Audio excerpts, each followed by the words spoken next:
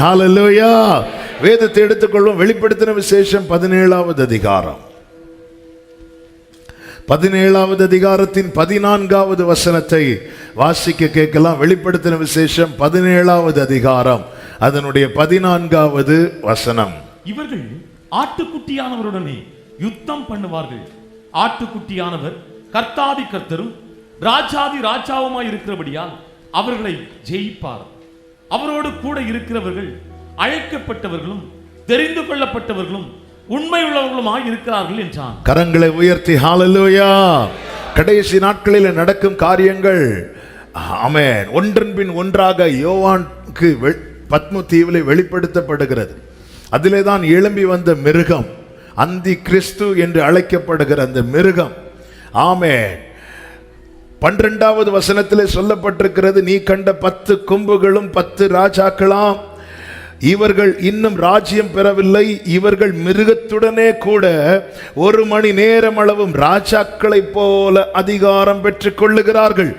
இவர்கள் ஒரே யோசனை உள்ளவர்கள்.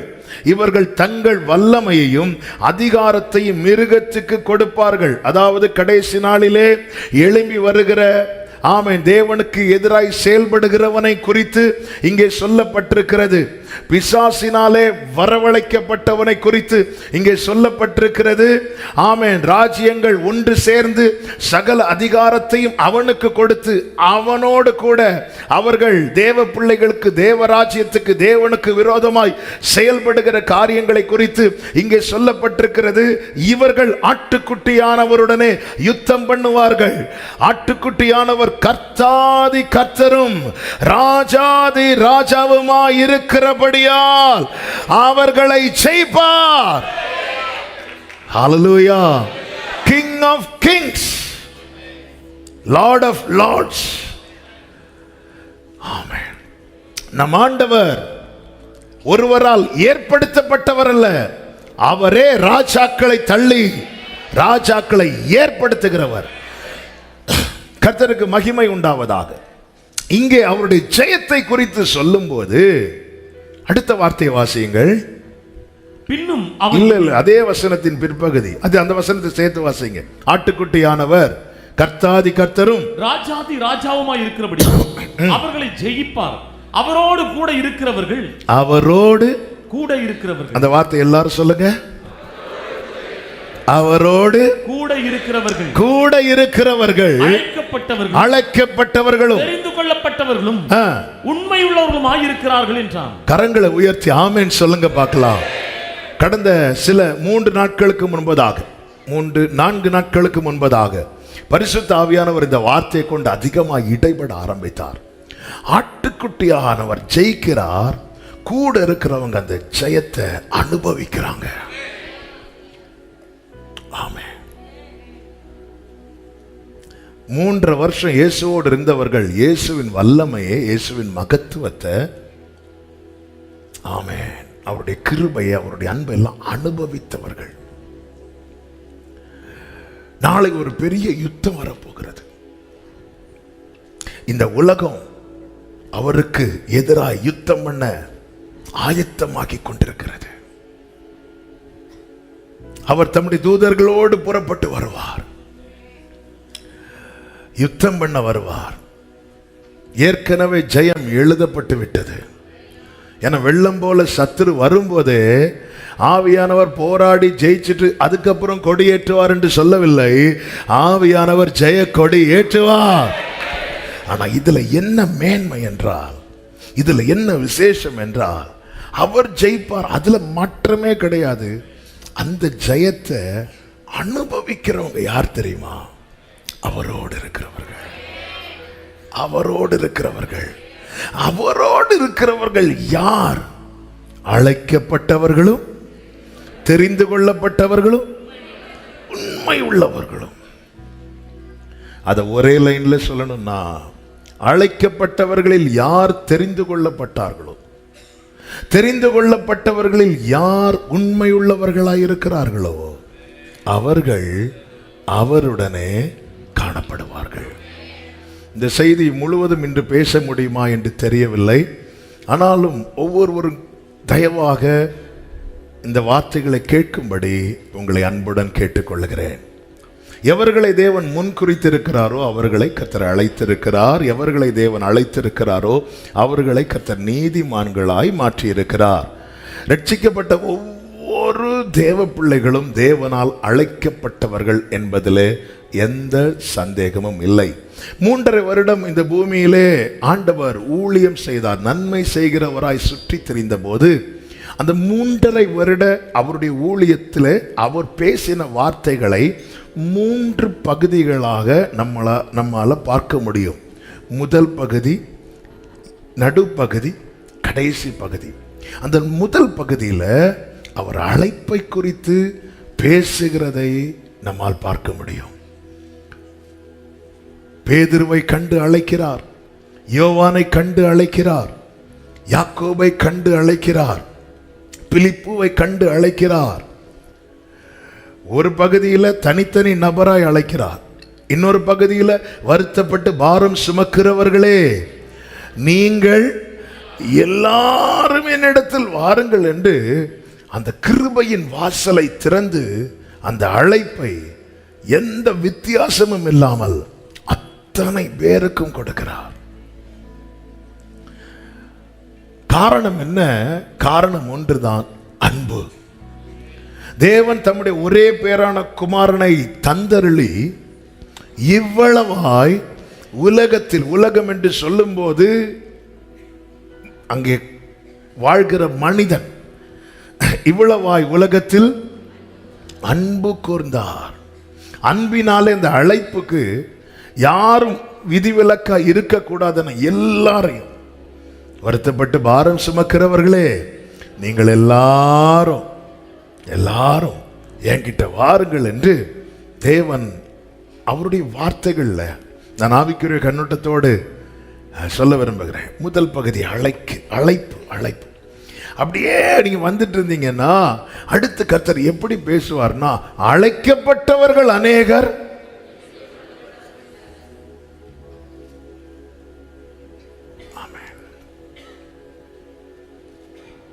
அழைக்கப்பட்டவர்கள் அநேகர், தெரிந்து கொள்ளப்பட்டவர்களோ சிலர். லூக்கா 6வது அதிகாரம் 12-13 வசனங்களை வாசிக்கலாம். லூக்கா 6:12-13 வசனங்கள். அந்நாட்களில் அவர் ஜெபம் பண்ணும்படி ஒரு மலையின் மேல் ஏறி ராம் முழுவதும் தேவனை நோக்கி ஜெபம் பண்ணி கொண்டிருந்தார். பொழுது விடிந்த போது அவர் தம்முடைய சீஷர்களை வரவழைத்து அவர்களில் 12 பேரை தெரிந்து கொண்டு அவர்களுக்கு அப்போஸ்தலர் என்று பெயரிட்டார். அப்ப சீஷர்கள் மொத்தம் 12 பேர் கிடையாது, அநேகர் இருக்கிறார்கள். அவர்களை வரவழைக்கிறார். வரவழைத்து அவர்களில் 12 பேரை தெரிந்து கொள்ளுகிறார். ஒரு இன்டர்வியூ நடக்கும்போது அந்த இன்டர்வியூக்கு செலக்ட் ஆகிறவங்க மட்டும் வந்து அட்டென்ட் பண்ண மாட்டாங்க. ஒரு வேகன்சி இருந்தா கூட 100 பேர் வந்து நிற்பாங்க.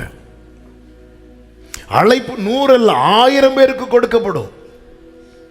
சிலருக்கு பர்சனலா அழைப்பு கொடுக்கப்படும், சிலருக்கு பேப்பர்லேயே போட்டுருவாங்க, இன்டர்நெட்லேயே போட்டுருவாங்க, பப்ளிஷ் பண்ணுவாங்க. நாளைக்கு இன்டர்வியூ, பிஇ முடிச்சவங்க வரலாம், இது முடிச்சவங்க வரலாம், ஓப்பன் கால்.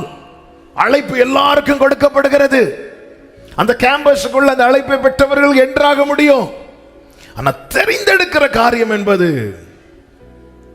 அந்த சேர்ல ஒருத்தர் உட்கார்ந்து இருப்பார், அவர்கிட்ட தான் இருக்கு. ஆண்டவர் எல்லாரையும் அழைக்கிறார். அழைப்பை பெற்ற எல்லாரும் அவரிடத்தில் வருகிறார்கள். இப்பொழுது கர்த்தர் சொல்லுகிறார், அழைக்கப்பட்டவர்கள் அநேகர், தெரிந்து கொள்ளப்பட்டவர்களோ சிலர். 1 சாமுவேல் 10வது அதிகாரம் அதனுடைய 19வது வசனம் முதல் நீங்கள் பார்த்தீர்களேயானால், இஸ்ரவேலுக்கு ராஜா வேண்டும் என்று ஜனங்கள் முறையிடுகிறார்கள். கர்த்தர் சவுலை காண்பித்து கொடுக்கிறார். இப்பொழுது சாமுவேல் அதை எப்படி தெரிந்தெடுக்கிறார் என்றால், சாமுவேல் அத்தனை ஜனங்களையும், அந்த 19வது வசனத்தின் பிற்பகுதி, இப்பொழுது கர்த்தருடைய சந்நிதியிலே உங்கள் வம்சங்களின் படியையும் ஆயிரங்களான உங்கள் சேவைகளின் படியையும் வந்து நில்லுங்கள் என்றான். வந்து நிற்க வைத்து விட்டு சீட்டு போட்டு தெரிந்தெடுக்கிறான். அப்போ நமக்கு ஒரு கேள்வி எழும்பும், அப்போ ஆண்டவர் ஏமாத்து தானே செய்கிறாருன்னு. ஆண்டவருக்கு தெரியும் யார் நிற்பாங்க யார் போவாங்க. யோவான் 6:66 வாசியுங்கள். அது முதல் அவருடைய சீஷரில் அநேகர் அவருடனே கூட நடவாமல் இவர்கள் அழைக்கப்பட்டவர்கள் தான், ஆனால் இவர்கள் தெரிந்து கொள்ளப்பட்டவர்கள் அல்ல, ஏனென்றால் இவர்கள் பின்வாங்குகிறவர்கள். அவரோடு இருக்கிறவர்கள், அவர் யுத்தம் பண்ணும் போது அவரோடு இருக்கிறவர்கள். நீங்கள் கிறிஸ்துவுடனே கூட எழுந்ததுண்டானால் பூமிக்குரியவைகளை அல்ல. அதை கொஞ்சம் இமேஜின் பண்ணி பாருங்க. அவர் ஃபைட் பண்ணிட்டு இருக்கும்போது கூட ஏதோ நாம யுத்தம் பண்ற மாதிரி. ஆமென். என் தகப்பனார் ஒரு ஊழியர் கூட்டத்தில் சொன்ன ஒரு கதை ஞாபகத்துக்கு வந்து, ஒரு ஊர்ல ஒரு எலியும் ஒரு சிங்கம் இருந்துச்சான். சிலர் இப்போதான் தலையே, கடைசி யுத்தத்தில் எங்க இருந்து எலி வந்துச்சுன்னு. ஆமாம். அப்போ அந்த ஊர்ல ஒரு பாலம் இருந்துச்சு. அந்த பாலத்தை கடக்கணும். எலி வந்து பாலத்தில் இப்படி நடக்குது. எலி பாதி தூரம் நடந்ததும் பின்னாடி சிங்கமும் நடந்து வருது. சிங்கம் நடக்க ஆரம்பிச்சதும் பாலம் என்ன ஆகுது? ஆட ஆரம்பிக்குது. சிங்கம் அப்படி நடந்து போகுது, பாலம் ஆடுது. எலி வந்து கரையில் வந்துட்டு, சிங்கமும் கரையில் வந்துட்டு அது பாட்டுக்கு போகுது. உடனே எலி அங்கே இருந்தவங்கள பார்த்து, நானும் சிங்கமும் நடந்ததும் பாலம் ஆடுனதை நிறைய நம்ம இப்படி தான் சொல்லிட்டு இருக்கிறோம். சிங்கம் அது பாட்டுக்கு போயிட்டு இருக்குது. அவர்கள் அவரோடு இருக்கிறவர்கள். நமக்கு ஒன்றும் தெரியாதுன்னு அவருக்கு தெரியும். ஆனால் கூப்பிட்டுட்டாரு, கூட வைக்கிறாரு. நான் ஃபைட் பண்றேன், நீ பாரு. ஆனால் அந்த ஜெயத்தில் நம்மை பங்கெடுக்க வைக்கிறார். அந்த அந்த கடைசி நாட்களிலே கைவிடப்பட்ட கூட்டத்தார் இருப்பாங்க. ஆட்டுக்குட்டியானவருக்கு எதிரான கூட்டத்தில் ஒரு கூட்டம் இருப்பாங்க. ஆனால் அவரோடு வருகிற ஒரு கூட்டம் இருக்கிறது. அவர்கள் யார் தெரியுமா? அழைக்கப்பட்டவர்களும் தெரிந்து கொள்ளப்பட்டவர்களும் உண்மையுள்ளவர்களும். அவர்கள் நேசருக்காக எதையும் இழக்கிறவர்கள், நேசரை எதற்காகவும் இழக்க விரும்பாதவர்கள். எனவேதான் நீங்களும் போய்விட மனதா இருக்கிறீர்களா என்று கேட்டபோது பேதுரு சொல்லுகிறான், யாரிடத்துல போ? நான் ரோமன் கேத்தலிக் ஸ்கூல்ல தான் படித்தேன். அங்க அருமையான ஒரு பாடலை சின்ன வயசுல, யாரிடம் செல்வோம் இறைவா, வாழ்வு தரும் வார்த்தையெல்லாம் உம்மிடம் அன்றோ உள்ளது, யாரிடம் செல்வோம் இறை. கணக்கெடுப்பு முடிந்தது. எத்தனை பேர் எங்கிருந்து வந்திருக்கிறீங்க? கர்த்தர் உங்களை ஆசீர்வதிப்பாராக. நீங்கள் அழைக்கப்பட்டவர்கள். ஆமென். நான் வேற எங்க போவேன் ஆண்டவரே? ஹல்லேலூயா. யாரிடத்துல போவோம்? அவன் தான் தெரிந்து கொள்ளப்பட்டவன். அழைக்கப்பட்டவர்கள் அநேக. இன்னைக்கு அந்த ஃபர்ஸ்ட் லைன்லயே நம்ம எல்லாம் திருப்தி ஆயிட்டு இருக்கிறோம். பரவாயில்ல, அழைச்சாச்சு, இனி எப்படி வாழலாம்? இல்ல, எப்படிப்பட்டவனும் அவரிடத்தில் வரலாம். ஆனா எப்படியும் வாழணும்னு அவர் சொல்லல. நீ பாவி, இனி உலகத்தால மன்னிக்க கூடாத பாவியா இருந்தாலும் இயேசுவின் இடத்துல வரலாம். ஆனா வந்த பிறகு இப்படி வாழணும்னு அவர் ஒரு ரூட் போடுறார். அதுல நிற்க மனம் இல்லாதவர்கள் விலகி போகிறார்கள், நிற்க மனம் உள்ளவர்கள் தெரிந்து கொள்ளப்படுகிறார்கள்.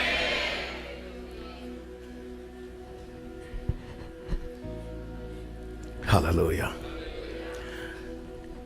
அவருடைய செய்தி வந்து வந்து வந்து கடைசியில அவர் சொல்லுவார், தெரிந்து கொள்ளப்பட்டவர்களும் வஞ்சிக்கப்படுவார்கள் சொல்லிட்டு அவர் சொல்லுகிறார், ஒரு எஜமான் தன் வேலைக்காரர்களை அழைத்து, ஒருவன் கையில் 5 தாலந்து, இன்னொருவன் கையில் 2 தாலந்து, இன்னொருவன் கையில் 1 தாலந்தை கொடுத்து விட்டு புறப்பட்டு செல்லுகிறான்.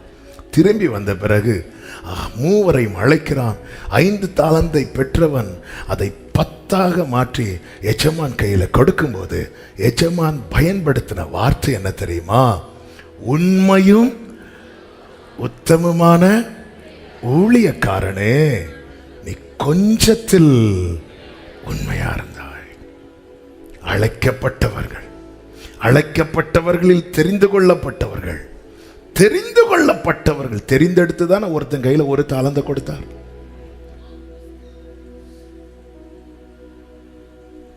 கூடுமானால் தெரிந்து கொள்ளப்பட்டவர்களும் வஞ்சிக்கப்படத்தக்கதாய். அப்போ ஒரு காரியம் தெளிவாய் தெரிகிறது, நாம் கடைசி வரை கவனமாய், ஞானமாய், ஜாக்கிரதையாய் நடக்க வேண்டியது மிக மிக மிக மிக அவசியம். அழைக்கப்பட்டவர்களில் ஒருவன் தான் யூதாஸ். அழைக்கப்பட்டவர்களில் தெரிந்தெடுக்கப்பட்ட 12 பேரில் ஒருவன் தான் யூதாஸ். ஆனால் உண்மை உள்ளவனாய் அவன் இராதபடியினாலே அவரோடு கூட என்கிற நிலையிலிருந்து அவன் தள்ளப்பட்டான். இயேசுவோடு சேர்ந்திருப்பதென்ன பாக்கியம், இயேசுவுக்காய் ஜீவிப்பதோ. அப்படி என்றால் அந்த உண்மையுள்ளவனாய் காணப்பட என்ன செய்ய வேண்டும், என்ன செய்யப்பட வேண்டும்? வேதத்தில் ஒரு சில வார்த்தைகளை ஆவியானவர் பேசினதை, இடைப்பட்டு கொண்டிருந்த வார்த்தைகளை ஒரு பாயிண்டாக சொல்லாம, ஆமென், அந்த வார்த்தைகளை உங்கள் மத்தியிலே பேசும்படி விரும்புகிறேன். கர்த்தர் நம்மோடு கூட இடைபடுவாராக. எபேசியர் 4வது அதிகாரம் அதனுடைய 1வது வசனத்தில் இப்படி சொல்லப்பட்டிருக்கிறது, ஆதலால் கர்த்தர் நிமித்தம் கட்டுண்டவனாகிய நான் உங்களுக்கு சொல்லுகிற புத்தி என்னவெனில், நீங்கள் அழைக்கப்பட்ட அழைப்புக்கு பாத்திரவான்களாய் நடந்து மிகுந்த மனத்தாழ்மையும் சாந்தமும் நீடிய பொறுமையும் உடையவர்களாய் அன்பினால் ஒருவரை ஒருவர் தாங்கி சமாதான ஒருவரை ஒருவர் தாங்கி எல்லாருக்கும் கேட்டுச்சா? ஏன்னா சிலருக்கு ஒருவரை ஒருவர் தாக்கின்னு கேட்கும். அதனாலதான் ஒருவரை ஒருவர் தாங்கி சமாதான கட்டினால் ஆவியின் ஒருமையை காத்துக் கொள்வதற்கு ஜாக்கிரதையாயிருங்கள். அந்த 1வது வசனத்தின் பிற்பகுதியை ஒரு விசை கூட வாசியுங்கள். நீங்கள் அழைக்கப்பட்ட அழைப்புக்கு பாத்திரவான்களாய் நடந்து. நாம் பாத்திரவான் ஆனதினால் அழைக்கவில்லை, அழைத்தது கிருபையினால. ஆனா இனி நான் எப்படி நடக்கணுமா? பாத்திரவானா நடக்கணுமா? பக்தி உள்ளவனை கர்த்தர் தமக்கென்று தெரிந்தெடுக்கிறார் என்று வேதம் சொல்லுகிறது. நாம் பக்தி உள்ளவர்கள் ஆனதினால் தெரிந்தெடுக்கப்படவில்லை, கிருபையினால் தெரிந்தெடுக்கப்பட்டோம். ஆனா இனி நாம எப்படி இருக்கணும்? ஆமென். கிருபையினால் பாவத்தில் பிடிக்கப்பட்டவள் மேல் இருந்த ஆக்கினையை கர்த்தர் விலக்குகிறார். நான் உன்னை குற்றவாளியாய் தீர்க்க மாட்டேன் என்று சொல்லுகிறார். அதன் அர்த்தம், நீ என்ன பாவம் செய்தாலும் நான் மன்னிப்பேன் என்று அல்ல. அவள் திரும்பி போகும்போது அவளை நிறுத்தி சொல்லுகிறார், இனி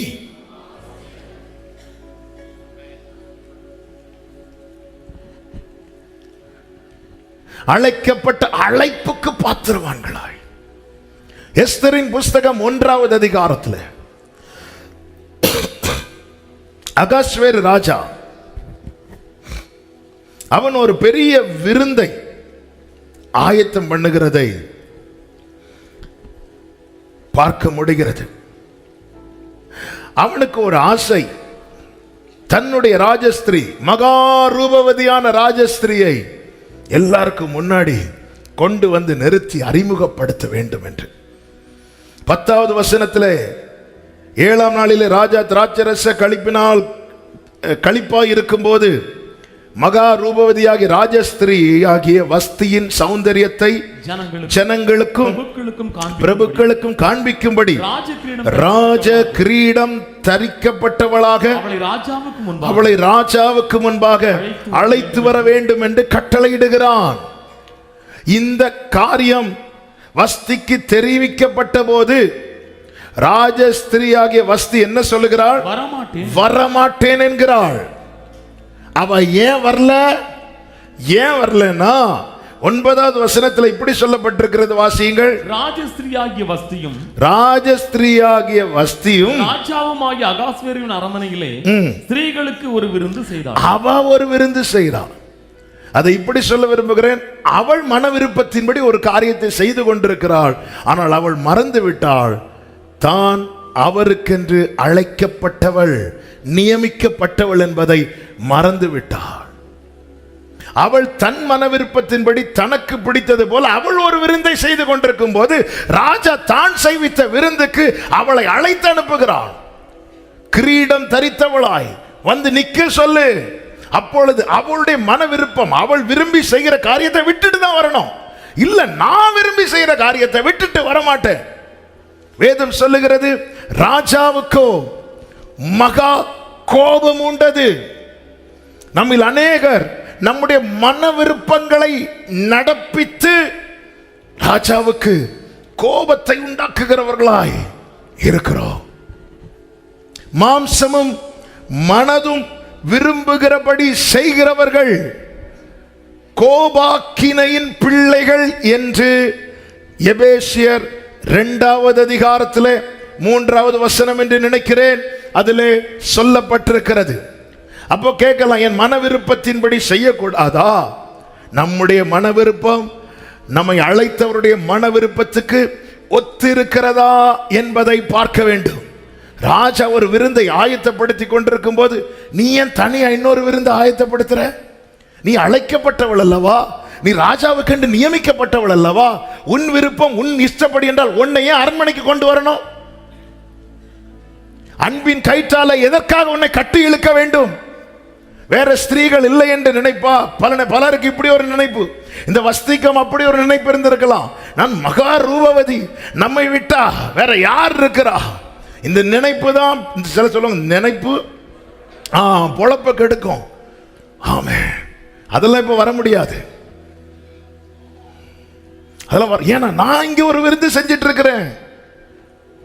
என் ஆசைப்படி, என் விருப்பத்தின்படி நான் எனக்கென்று ஒரு வாழ்க்கையை அமைத்துக் கொண்டிருக்கிறேன். நீ உன் விருப்பப்படி வாழ்வதற்கு உன்னை எதுக்கு அரண்மனையில கொண்டு வரணும்? உனக்கு எதுக்கு கிரயம் கொடுக்கணும்? உனக்காக எதுக்கு ரத்தம் சிந்தணும்? பவுல் கொரிந்து சபைக்கு எழுதும் போது சொல்லுகிறார், 1 கொரிந்தியர் 6 கடைசியில, நீங்கள் கிரயத்துக்கு கொல்லப்பட்டிருக்கிறீர்கள். வாசிங்க அந்த வசனம், 20வது வசனம். கிரயத்துக்கு கொல்லப்பட்டீர்களே, ஆகையால் தேவனுக்கு உடையவைகளாகிய உங்கள் சரீரத்தினாலும் உங்கள் ஆவியினாலும் தேவனை மகிமைப்படுத்துங்கள். தேவனுக்கு உடையவைகளாகிய உங்கள் சரீரத்தினாலும் உங்கள் ஆவியினால். இவன் என்ன செஞ்சிருக்கணும்? ராஜா கூப்பிடுறான்னு சொன்னதும் அந்த இடத்துல அந்த விருந்தை ஸ்டாப் பண்ணியிருக்கணும். சில அற்ப காரியங்களுக்காக அழைப்பை கனவீனப்படுத்தாது. சில அற்ப காரியம். ராஜாவுக்கு கோபம் ஏறினதும் வேதம் சொல்லுகிறது 13வது வசனத்துல, அச்சமயத்தில் ராஜ சமூகத்தை தரிசிக்கிறவர்களும் ராஜ்யத்தின் முதல் ஆசனங்களில் உட்காரங்களுமான கர்ஷேனோ அவர்கள் அவன் சமீபத்தில் இருந்தார்கள். 14வது வசனம், ராஜா நியாய பிரமாணத்தையும் ராஜ நீதியையும் அறிந்தவர்களிடத்தில் பேசுவது தனக்கு வழக்கமானபடியால் காலாகால வர்த்தமானங்களை. ஒரு நிமிஷம் அந்த வார்த்தையில் அப்படியே பிரேக் போடுங்க. ராஜாவுக்கு யார்கிட்ட பேசுறது வழக்கமா? நியாய பிரமாணத்தையும் ராஜ நீதியையும் அறிந்தவர்களிடத்தில் பேசுவது வழக்கம். ஆண்டவர் யார்கிட்ட தெரியுமா ரொம்ப வழக்கமா பேசுவாரு? இந்த பைபிளையும் ராஜநீதி, நம்ம நீதி இல்ல, ஆராதனையிலே சொல்லியாச்சுல்ல, நம்ம சுயநீதியை கிடையாது. அவர் நம்ம எல்லாம் வாயை திறந்து நம்ம நீதி தானே. எங்க வீட்டில் நான் தான் அவ்வளோ கஷ்டப்படுறேன். எங்க வீட்டில் ஜபிக்கிறதுக்கு என்ன விட்டா எல்லாருக்கும் வசதின்னு நினைப்போம். நம்மளை விட்டா அவருடைய நீதி ஒரு சந்ததி அவரை சேவிக்கும். அது தலைமுறை தலைமுறையாய் ஆண்டவருடைய சந்ததி எனப்படும். அவர்கள் என்ன அவருடைய நீதி என்ன தெரியுமா? அவரே இதை செய்தார் என்று வரப்போகிறவர்களுக்கு அவருடைய நீதியை அறிவிப்பார்கள். ஆண்டவர் உங்ககிட்ட பேசுறது வழக்கமா இருக்கணும்னு விரும்புறீங்களா? ஆமே, இது ராஜாவின் வழக்கம். உனக்கு பிரமாணம் தெரியுமாப்பா? அதனால தான் ஆண்டவர் ஒரு இடத்துல கேட்பாங்க, வேத பாரகர்லாம் சில ஆர்கியூ பண்ணும்போது, நீங்க வேதத்தில் ஒரு காலம் இதை வாசிக்கலையா அப்படின்னு கேட்பாங்க. ஒருக்கா கூட நீ பைபிள் இப்படி நாளைக்கு சிங்காசனத்துக்கு முன்னாடி போய் நிற்கிறோன்னு வைங்களேன், ஆண்டவர் நீ ஒரு வாட்டி கூட நீ பைபிள் அது அது அது அது அது ஆண்டவரே எனக்கு 119 காணாம தெரியும் இப்படிலாம் சொல். நீ ஒரு வாட்டி கூட பைபிள் படிக்கலையா கேட்குறாங்க. நீ ஒரு வாட்டி ஒரு காலம் வாசிக்கலையா? நீ நிறைய தடவை பைபிளும் பயங்கரமாக புரட்டுற மாதிரி இருக்கு. வருஷம் புது பைபிளில் தூக்கிட்டு வர மாதிரி இருக்கு. நான் வேற நினைச்சேன் அந்த பைபிள் படிச்சு முடிச்சுட்டு தான் இப்போதான் விஷயமே தெரியுது.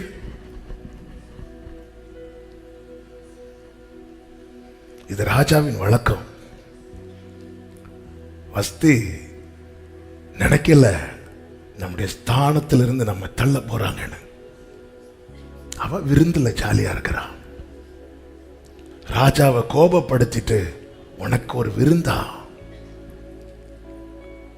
நீ விருந்த நிறுத்து, அவருக்கு மருந்து போடு, போய் நில்லு ராஜ சமூகத்துல. உன்ன அரண்மனைக்கு இத்தனை ஸ்திரீகள் இருக்கிற தேசத்துல, இத்தனை ரூபவதிகள் இருக்கிற இடத்துல வஸ்தி உன்னை கொண்டு அரண்மனையில நிறுத்தினது எதற்கு தெரியுமா? ராஜாவுக்கு மகிமையா இருக்க. அத்தனை பேருக்கு முன்னாடி ராஜ கிரீடம் தரிப்பித்து உன்னை முன்னிறுத்தி அதிலே அவர் மகிழ விரும்புகிறார். எசேக்கியேல் 16வது அதிகாரத்தில் கர்த்தருக்கு மாத்திர மகிமை உண்டாவதாக ஒரு வார்த்தை இப்படி சொல்லப்பட்டிருக்கிறது. ஆமென். 14-15 வசனங்களிலே உன் அழகினாலே உன் கீர்த்தி புறஜாதிகளுக்குள்ளே பிரசித்தமாயிற்று. நான் உன்மேல் வைத்த ஆமென் என் மகிமையினாலே, உன் அழகினாலே உன் கீர்த்தி. வஸ்தியின் அழகு பிரசித்தமாக காரணம் என்ன? காரணம் ஒன்னே ஒண்ணுதான், அவள் அகஸ்வேருக்கு மனைவியா இருந்ததுனால, அரண்மனைக்குள்ள இருந்ததுனால. உன் அழகினாலே உன் கீர்த்தி புறஜாதிகளுக்குள்ளே பிரசித்தமாயிட்டு, நான் உன்மேல் வைத்த என் மகிமையினால் அது குறைவற்றதா இருந்ததென்று கர்த்தராகிய ஆண்டவர் சொல்லுகிறார். நீயோவென்றால் 15வது வசனம், நீ என்ன பண்ணிட்டேன்னா என் மகிமையை நீ நம்பாம உன் அழக நம்பிட்ட. ஆண்டவர் அழைத்து அவனுக்கு அவருடைய ஈவின் அளவுக்கு தக்கதாய் கிருபை கொடுக்கிறார். எபேசியர் 4வது அதிகாரத்தில் அந்த வார்த்தை இருக்கிறது பாருங்கள். எபேசியர் 4வது அதிகாரம் அதனுடைய கர்த்தருக்கு மகிமை 7வது வசனம். கிறிஸ்துவினுடைய ஈவின் அளவுக்கு தக்கதாக நம்மில் அவனவனுக்கு கிருபை அளிக்கப்பட்டிருக்கிறது. நம்முடைய திறமைக்கு தக்கதாக அல்ல, அவருடைய ஈவின் அளவுக்கு தக்கதாக எனக்கு நியமித்த பாதையில நான் ஓடுறதுக்கு, நான் பாடுறதுக்கு, நான் பேசுறதுக்கு எனக்கு எவ்வளவு கிருபை தேவையோ அவ்வளவும் அவருடைய ஈவின் அளவுக்கு தக்கதான் எனக்கு கொடுத்திருக்கிறார். இனி நான் அந்த கிருபையை நம்பாம நான் பாடுறது, நான் பேசுறது இப்படி நான் நம்புவேன்னா நான் தான் வஸ்தி. நீ அழைக்கப்பட்டவன் தான், நீ உன்னதமான ஸ்தானத்தில் உட்கார வைக்கப்பட்டவன் தான், நீ ரூபவதி தான், ராஜாவின் பக்கத்தில் இருக்க தகுதி பெற்றவள் தான். ஆனால் நீ அழைப்பை மறந்து உனக்கென்று ஒரு விருந்தை நீ ஆயத்தப்படுத்தி கொண்டிருப்பாயானால் அந்த இடத்திலே ஆமென் சாதாரண நிலையிலிருந்து ஒரு எஸ்தர் வந்து அமர போகிறாள் என்பதை நீ மறந்து விடாதே. ஆமென். ஹல்லேலூயா. ஒன்றை மட்டும் புரிஞ்சுக்கோங்க, ஒருத்தர் வந்து இருந்த இடத்துல தான் இன்னைக்கு நீங்க வந்து உட்கார்ந்து இருக்கிறீங்க. என்னை உட்படுத்தி சொல்லுகிறேன், நாளைக்கு இந்த இடத்துல இன்னொருவரை கொண்டு வந்து நிறுத்துவது தேவனுக்கு ஒரு விஷயம் கிடையாது. வஸ்தி நினைப்பு என்ன தெரியுமா? நம்மளை விட்டா அவர் உன்மேல் வைத்த மகிமையில இந்த அழகு, இதே இது நீ அரண்மனைக்குள்ள வராம இருந்திருந்தா நீ எவ்வளவு ரூபவதியா இருந்து என்னத்துக்கு? உன் அழகு இருந்து என்னத்துக்கு? ஆனா நீ அவருடையவளாய் மாறின பிறகு 4 பேர் உன்னை ஆகாது என்று தள்ளின கல் இப்பொழுது தலைக்கல் ஆயிற்று. அது கர்த்தராலே ஆயிற்று. அது நம்முடைய கண்களுக்கு. ஹல்லேலூயா. ஆமென். ஹல்லேலூயா. ஹல்லேலூயா. ஹல்லேலூயா. அவர் உன்மேல் வைத்த மகிமையினால இவன் நினைச்சுட்டான், நான் எப்படி வாழ்ந்தாலும் என்ன தள்ள மாட்டார் ராஜான்னு. அடுத்த அதிகாரத்தில் அந்த ஸ்தானத்தில் அடுத்த அதிகாரத்தில் இப்படி சொல்லப்பட்டிருக்கிறது. 2வது அதிகாரம்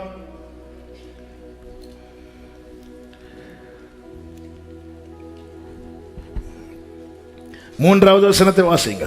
அதற்காக ராஜா நம்முடைய ராஜ்யத்தின் நாடுகளில் எல்லாம் விசாரிப்புக்காரரை வைக்க வேண்டும். இவர்கள் ரூபவதிகளாய் இருக்கிற சகல கன்னி பெண்களையும் கூட்டி. இவர்கள் யாரை கூட்டி? ரூபவதிகள். வஸ்தி எப்படிப்பட்டவள்? மகாரூபவதி. எஸ்தர்ல யாரு? ரூபவதி. வஸ்தி யாரு? இஸ்ரவேலர் இருந்த இடத்துல தான் நானும் நீங்களும் இருக்கிறோம். மகா ரூபவதியே தள்ளிட்டார்னா ரூபவதியை தள்ளுவாரா? தள்ள மாட்டாரா?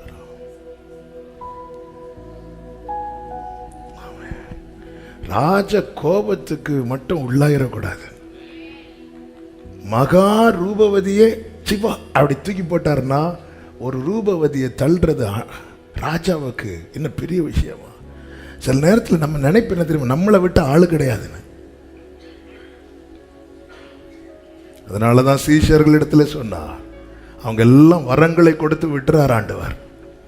எல்லாம் செஞ்சுட்டு ஆண்டவரே அப்படி இப்படி இப்படி சொல்லும் போது இங்க வா ஒரு உவமையை சொல்லிட்டு சொல்றார், நீங்க உங்க வேலையெல்லாம் முடிச்சுட்டு வந்துட்டு சொல்லு, அப்பிரயோஜனமான அப்பிரயோஜனமானவன். அழைக்கப்பட்ட அழைப்புக்கு பாத்திரவான்களாய் நடக்க ஜாக்கிரதையாக இருக்க வேண்டும் என்று வேதம் ஏன் எச்சரிக்கிறது தெரியுமா? நம்மை விட தகுதி உள்ளவர்கள் நின்ற இடத்துல தான் அவர்கள் தள்ளப்பட்டு விலக்கப்பட்டு எதற்குமே உதவா என்னையும் இயேசுவின் அன்பை நான் சொல்லுவேன். எதற்குமே எதற்குமே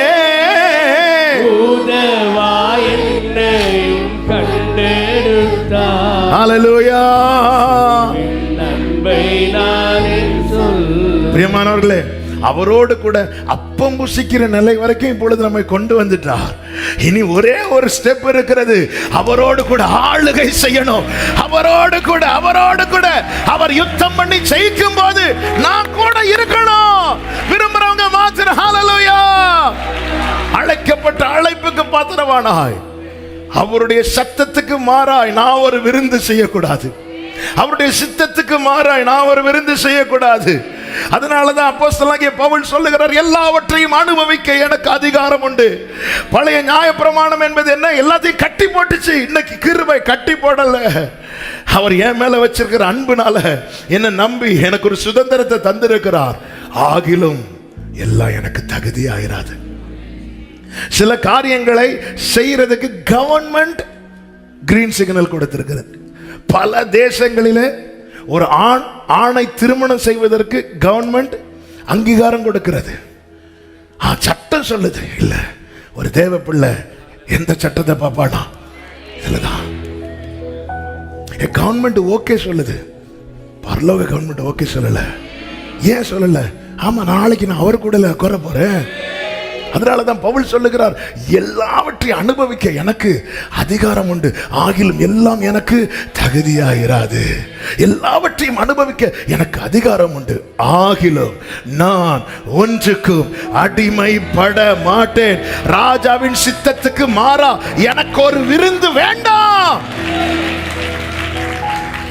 ஹல்லேலூயா, ஆமென். ஆண்டவர் பாத்தீங்களா, அவ்வளவு இயேசு கிறிஸ்து தம்மை தாமே வெறுமையாக்கி வந்தாலும் கர்த்தத்துவம் அவர் தோளில் இருக்கிறது. அவரால் எங்கேயும் எப்படியும் அற்புதம் செய்ய முடியும். ஆண்டவரே, எல்லா பிதாவே எல்லாம் ஆகும், ஆகிலும் என் சித்தத்தின்படி அல்ல, உம்முடைய சித்தத்தின்படி. கொஞ்சம் முன்னாடி தான் சீஷர்களோடு ரசத்தை குடித்தார், ரசத்தை குடித்தார், திராட்சை ரசத்தை குடித்தார். இன்னும் கொஞ்ச நேரத்தில் அவர் அருமையான ஒரு பாடல் உண்டல்ல, துக்கத்திൻ്റെ പാന പാത്രം കർത്താവിൻ്റെ കയ്യിൽ തന്നാൽ സന്തോഷത്തോടതും വാങ്ങി ഹല്ലേലൂയ പാടി. இது என் அப்பா தரது. நான் என் கையில் ஒரு பாத்திரம் வச்சிருக்கிறேன், அப்பா ஒரு பாத்திரத்தை நீட்டுறாங்க, அது நீங்க குடிங்க, இதை நான் குடிக்கிறேன்ல, என் விருப்பத்தின்படி அல்ல. அப்படியே அந்த பாத்திரத்தை மாற்றி வச்சுட்டு உம்முடைய சித்தத்தின்படி. எனக்கு நிறைய விருப்பம் இருக்கு, அதை நான் ஒரு பாத்திரமா வச்சுட்டு போறேன்.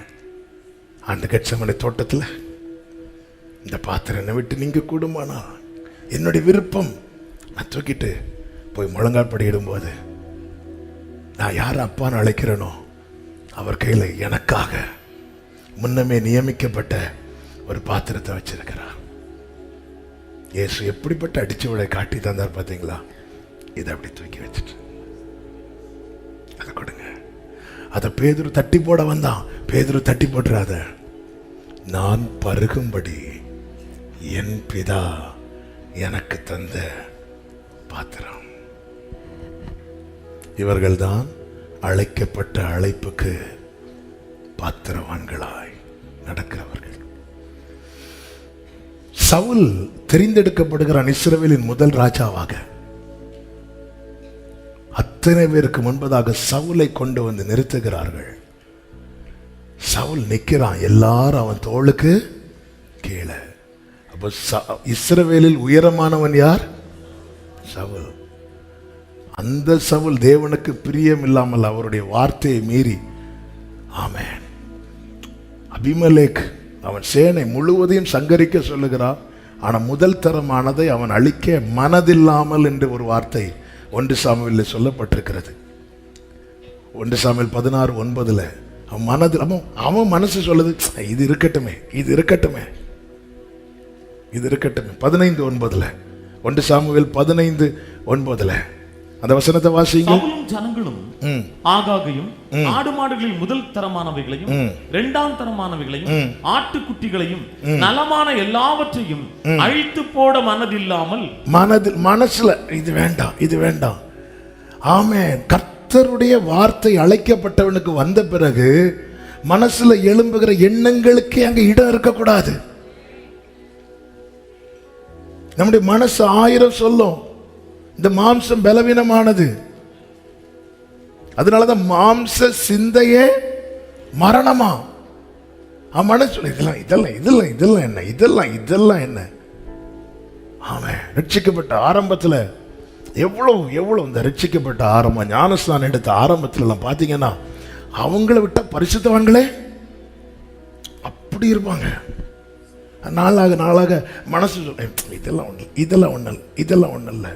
சவுலுக்கு பிரச்சனையே தான். சவுல் வேற என்னங்க தப்பு பண்ணாரு? சவுலின் பிரச்சனையே தான் மனசு. அவனுக்கு ஒரு எண்ணம் இருந்திருக்கலாம், இஸ்ரவேலில் நம்மளை விட்ட உயரமானவன் கிடையாது. அப்படி ஒருத்தன் வரணும்னா இனி பிறந்துதான் வளரணும், அதுக்குள்ள நம்ம பறந்தே. அவன் அப்படி நினைச்சிட்டு இருந்தான். வஸ்தி நினைச்சிட்டு இருந்தா நம்ம தான் மகா ரூபவதி. ஆண்டவர் சாமுவேல் துக்கமா இருக்கிற, ஆண்டவரே உயரமானவன் வேற ஒருத்தன் இல்லையே, இருந்தாலாவது அவனுக்கு வேண்டி ரெக்கமெண்ட் பண்ணி இருக்கலாம், இவனை விட்டா இன்னும் ஆள் இல்லையே நினைக்கும் போது 16:1 ஆண்டவர் சொல்ல, நீ ஏன் துக்கமா இருக்கிற, நீ கிளம்பு, பெத்லகேம் போ, அங்கே ஒருவனை நான் தெரிந்து கொண்டேன். நேரா போய், அதனாலதான் சாமுவேல் வந்து ஒவ்வொருத்தருடைய தோற்றத்தை பார்க்கிறான், தோற்றத்தை பார்க்கிறான். எலியாவை பார்க்கிறான், அடுத்து வரான், ஆண்டவர் கூப்பிடுறாரு. அங்க ஒருத்தன் இப்படிதான் நினைச்சிட்டு இருக்கிறான், நம்மளை விட்டா வேற யாரும் கிடையாது, மனுஷன் பார்க்கிறபடி நான் பாரு, மனுஷன் முகத்தை பார்க்கிறான், கர்த்தரோ. சவுல் நினைச்சிருப்பானா?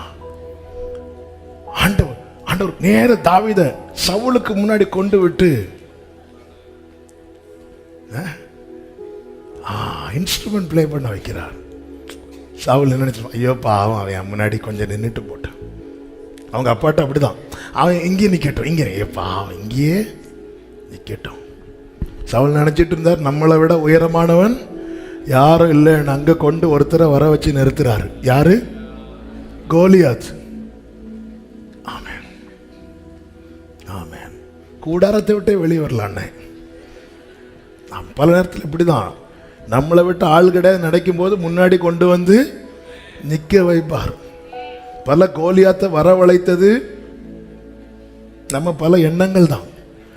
அவன் ஏதோ ஒரு மரத்தடியில் தூங்கிட்டு இருந்தான், அவனை கூப்பிட்டு இங்கே வா, பத்தியா எங்க சவுலுக்கு ஹைட்டை பார்த்தியா, என்ன ஓவரா பேசிட்டு இருக்கிறான், அந்த கோலியாத்தை என் கூட்டிட்டு வா.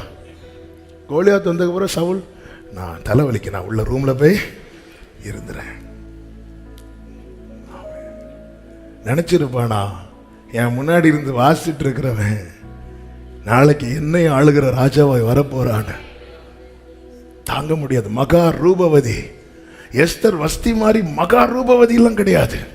ஆனா அழைப்பை அசட்டை பண்ணா ஞானிகளை வெட்கப்படுத்த, அவர் பைத்தியங்களை தெரிந்தெடுப்பார், பலமுள்ளவைகளை வெட்கப்படுத்த அவர் பலவீனமானவைகளை தெரிந்தெடுப்பார், உள்ளவைகளை அவமாக்க.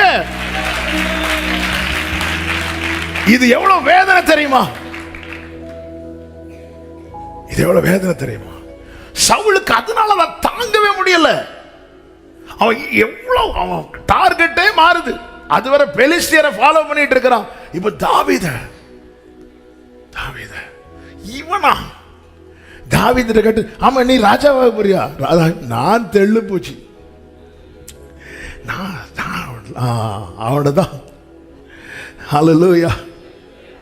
வலியோரை அகற்றி நீர், தாழ்ந்தோரை உயர்த்தி நீர், வலியோரை அகற்றி நீர், தாழ்ந்தோரை உயர்த்தி. ஆமென். பசித்தோரை நன்மைகளால் திருத்தி 3 வருஷம் சஞ்சரித்தார். எத்தனை வேத பாரகர்கள் இருந்தார்கள், அவருடைய அழைப்பை அசட்டை பண்ணவர்கள். ஆண்டவர் பார்த்தார், ஸ்கூலுக்கே போகாத பேதுருவை நிரப்பி வேத பாரகர் முன்னாடி கொண்டு போய் நிறுத்தி, நீ பேசு. பேதுரு பேசுறான். அவங்க பேசுற தைரியத்தை பார்த்து, இவன் படிக்கவே இல்லை, படிச்ச நீ பேசலனா படிக்காதவனை வச்சு பேசி உன் வாய் அடைப்பான். ஆண்டவர் இப்படிதான் வெட்கப்படுத்துவார். நீ உன்னை ஞானின்னு காட்டினா, உன் முன்னாடி பைத்தியமா நீ சிலரை பார்த்த பாத்தியா, அவனை தெரிந்தெடுத்து உன்னை வெட்கப்படுத்துவா.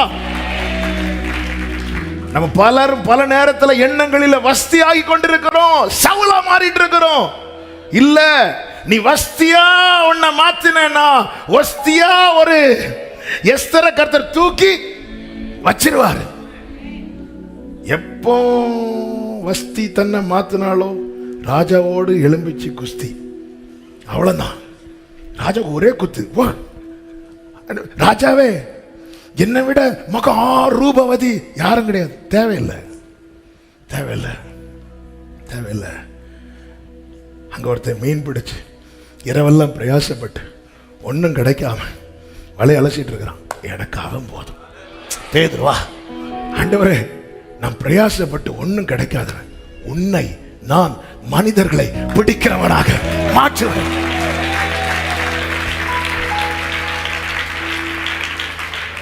ஹல்லேலூயா. அதனாலதான் தேவனுடைய தயவையும் கண்டிப்பையும் பார். விழுந்தவர்களிடத்திலே கண்டிப்பையும், உன்னிடத்திலோ தயவை காட்டியிருக்கிறார். ஆனா நீ உன் அழக நம்பிராத, உன் திறமையை நம்பிராத. ஆமா, இன்னைக்கு சில நன்மைகள் 10 வருஷத்துக்கு முன்னாடி இதெல்லாம் நான் நினைச்சு கூட பார்க்கல, ஆனா இன்னைக்கு இது வந்தனா இல்ல. ஆமே, 2 பேர் வந்து உங்களை புகழ்றாங்களா, உங்களை பத்தி ஏதோ இப்படி இப்படி இப்படி பார்த்தவங்களை இப்ப இப்படி பார்க்க ஆரம்பிச்சிட்டாங்களா, நீங்க உங்களை பார்த்துடாதீங்க. நீங்க எப்படி பாருங்க, மேல உங்க மேல அவருடைய மகிமை இருக்கிறது. என் தேவன் தம்முடைய ஐஸ்வர்யத்தின்படி உங்கள் குறைவுகளை எல்லாம் கிறிஸ்துவுக்குள் மகிமையிலே. ஆனா நீயும் உன் அழக நம்பிட்ட, உன் உயரத்தை நம்பிட்ட. இவங்கெல்லாம் அழைக்கப்பட்டவங்க தான், ஆனா தள்ளப்பட்டாங்க. அழைக்கப்பட்ட அழைப்புக்கு பாத்திரவான்களாய் நாம் நடந்து கொள்ளணும். எதற்காக தேவன் நம்மை அழைத்திருக்கிறார் என ஒரு 5 காரியத்தை வேகமா சொல்லி செபிக்க விரும்புகிறேன். முதலாவது 1 கொரிந்தியர் 1வது அதிகாரம் அதனுடைய 9வது வசனம். தம்முடைய குமாரனும் நம்முடைய கர்த்தருமாய் இருக்கிற இயேசு கிறிஸ்துவுடனே ஐக்கியமாய் இருப்பதற்கு, கிறிஸ்துவுடனே ஐக்கியமாய் இருப்பதற்கு உங்களை அழைத்த தேவன் உண்மையுள்ளவர். தேவன் எதற்காக நம்மை அழைத்திருக்கிறார்னா, கிறிஸ்துவுடனே, எல்லாரும் சொல்லுங்க, கிறிஸ்துவுடனே fellowship with Jesus சொல்லிவிட்டு 10வது வசனத்துல அப்போஸ்தலனாகிய பவுல் இப்படி சபைக்கு சொல்லுகிறார், சகோதரரே நீங்கள் எல்லாரும். முதல்ல அழைப்பு, உன் மேல இருக்கிற அழைப்பு என்னன்னு தெரிஞ்சுக்கோ. அழைப்பை உணர்த்திட்டு அடுத்த வார்த்தை இமிடியேட்டா சொல்லுகிறார், சகோதரரே நீங்கள் எல்லாரும் ஒரே காரியத்தை பேசவும், பிரிவினைகள் இல்லாமல் ஏக மனதும் ஏக யோசனையும் உள்ளவர்களாய் சீர்பொருந்தி இருக்கவும் வேண்டும் என்று நம்முடைய கர்த்தராகிய இயேசு கிறிஸ்துவின் நாமத்தினாலே உங்களுக்கு புத்தி சொல்லுகிறேன். அழைக்கப்பட்ட அழைப்புக்கு பாத்திரவானாய் நடந்து கொள்ளணும்னா கிறிஸ்துவோடு ஐக்கியமா இருக்கணும். கிறிஸ்துவோடு ஐக்கியமா யாருக்கு இருக்க முடியும் தெரியுமா? சகோதரர்களோடு ஐக்கியமா இருக்கிறவர்களுக்கு மட்டும்தான்.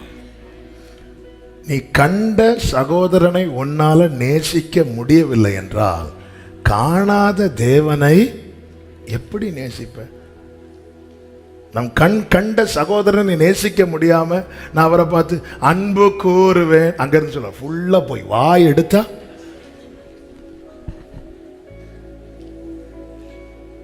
நீ அழைப்புக்கு பாத்திரவானா நடந்துக்கோ.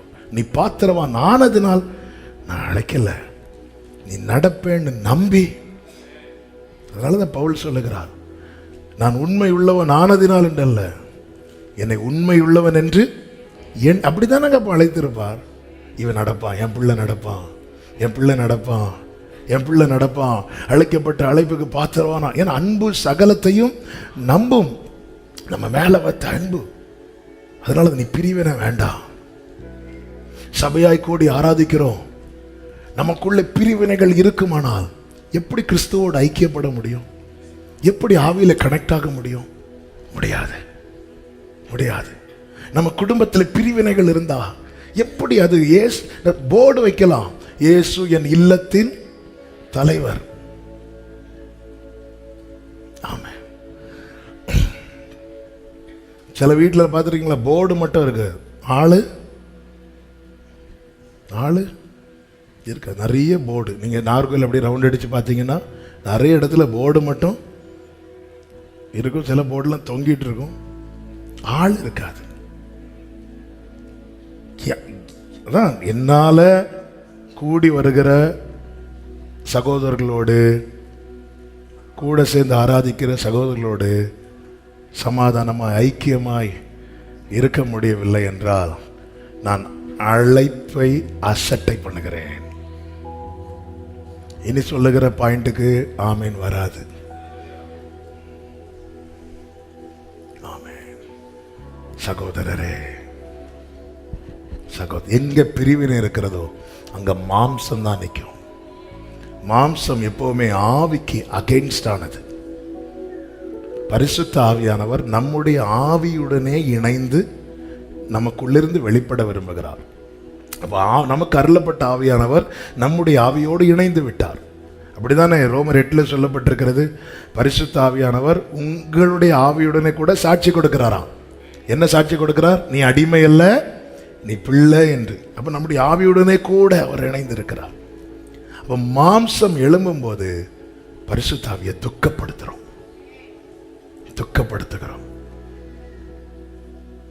அழைக்கப்பட்ட அழைப்புக்கு பாத்திரவராய் நடக்கிறவன் ஐக்கியத்தில் உறுதியா இருப்பான்.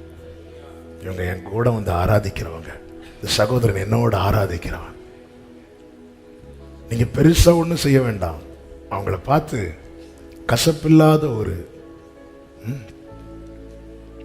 என்ன, ஒரு கடையில் போய் டீ வாங்கும்போது சொல்லுவாங்கல்ல, நல்ல மீடியமா தூக்கலா ஒரு டீ, அதே போல கசப்பில்லாத ஒரு ஸ்மைல். 4 பேரை பார்த்து கை கொடுக்க சொல்லும் போது நம்மளால முடியுதா? சிலர் கை கொடுப்பாங்க. 4 பேர்னா ரைட்டு, லெஃப்ட்டு, ஃப்ரண்ட்டு, பேக். பேக்கில் எப்படி கொடுப்பாங்க தெரியுமா? என்ன இப்படி யார் வேணாலும் தொடலாம், யார் வேணாலும் தொடலாம், எது எடுத்தாலும் 5 ரூபாய் மாதிரி ஒரு பார்த்து. சரி, திரும்பதான் முடியல, ஃப்ரெண்டில் 2 பேர் பார்த்து ஃப்ரைஸ்லா ஃப்ரைஸ்லா ஃப்ரைஸ்லா. ஒரு ஊழியர் கூட்டத்தில் எங்கள் அப்பா சொன்னது ஜாமா, பிரசங்கம் பண்ணிட்டு இருக்கும்போது எல்லாம் ஒயிட் அண்ட் ஒயிட் போட்டுட்டு எல்லாம் இருக்கிறாங்க. அப்பா பார்த்து சொல்கிறான், கொஞ்சம் சிரிங்க, பயமாக இருக்கு. சிரிச்சா பரிசுத்தம் ஒன்றும், சிலருக்கு சிரிச்சா ஏதோ பரிசுத்தம் அப்படியே பெயரும், அப்படியே பாவம் வந்து இவங்களை அப்படி கழுத்தை பிடிச்சி. சிரிக்கிற அந்த கிருபையை ஒரே ஒரு உயிரினத்துக்கு தான் கொடுத்திருக்கிறார். எந்த உயிரினம்? சிலரை பார்த்தால் ஒருவேளை மனிதன் குரங்கிலிருந்து வந்திருப்பானோ என்று நமக்கு என்ன தோணும். பார்த்து சிரிக்க முடியலன்னா இங்க வந்து என்ன ஆராதித்து, என்ன ஒயிட் அண்ட் ஒயிட் போட்டு 2 பேர் பார்த்து சிரிங்க பார்க்கலாம். அல்லேலூயா.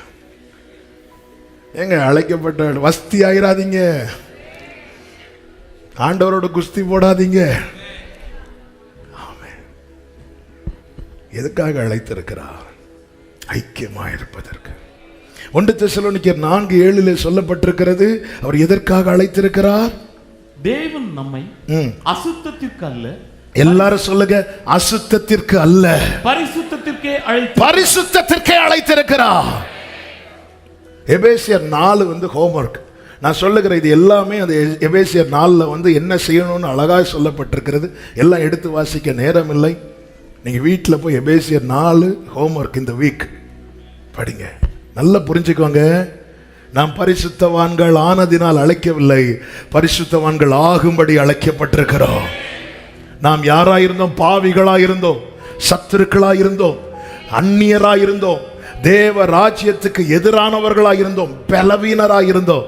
அப்படிப்பட்ட நம்மை கர்த்தர் கிருபையினாலே அழைத்து தம்முடைய விலையேற பெற்ற இரத்தத்தினாலே நம்மை சுத்திகரித்து பரிசுத்தவான்.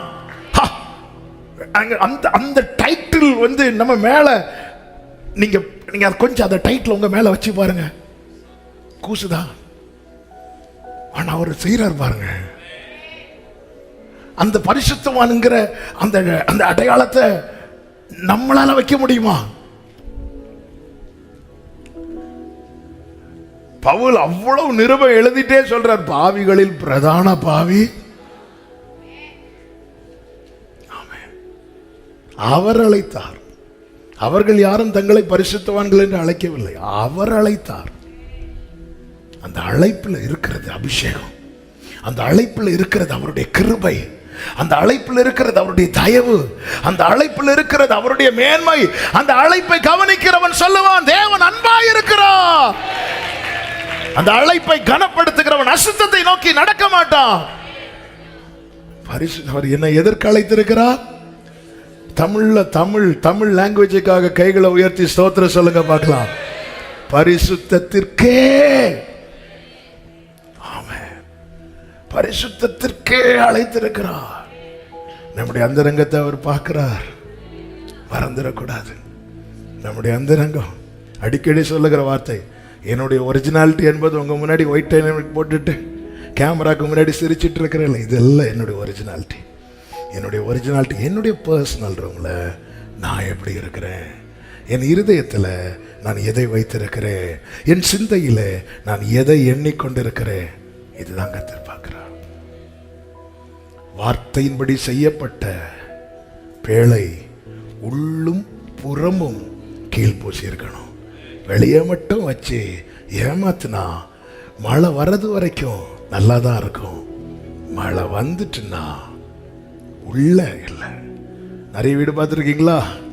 வெளியே அப்படியே நாளைக்கு பிரதிஷ்டை, வெளியே வெள்ளையடிச்சு விட்டுரு, உள்ள வந்து பார்த்தா நம்ம வெளியே இருக்கும்போது வேற வீடு, உள்ள வரும்போது. சில வீட்டில் பார்த்துருக்கீங்களா? சில வீட்டில் இல்லை, ஆல்மோஸ்ட் எல்லா வீட்லையும் திடீர்னு கெஸ்ட் வந்துட்டாங்க, எதையும் மாற்ற முடியல, அந்த ஒரு ஷீட் எடுத்துட்டு வா, ஆமென், உன் மேல் என் வஸ்திரத்தை விரித்தேன், இவ்விதமாய் அந்த ஷீட்டை தூக்கி பார்த்தா தெரியும் அழுகையும் பற்கடிப்போம். அப்படியே வெளியே நல்லா இருக்கு, உள்ள அந்தரங்கத்தில் இருக்கிற உன் பிதா அந்தரங்கத்தை பார்க்கிறவர். பரிசுத்தத்திற்கு அதுக்கு என்ன செய்யணும்? டெய்லி டெய்லி சர்வாங்க தகன பலியாய் நான் என்ன சரண்டர் பண்ணணும். இன்னும் தேவை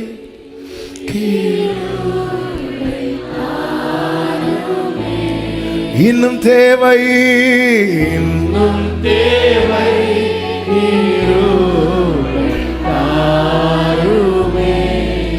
எதுக்கு அழைத்திருக்கிறார்? 1 கொரிந்தியர் 1:26 முதல் தேவனுடைய நீங்கள் அழைக்கப்பட்ட அழைப்பை பாருங்கள் என்று சொல்லிவிட்டு சொல்லுகிறார். 31வது வசனம், 30வது வசனம்.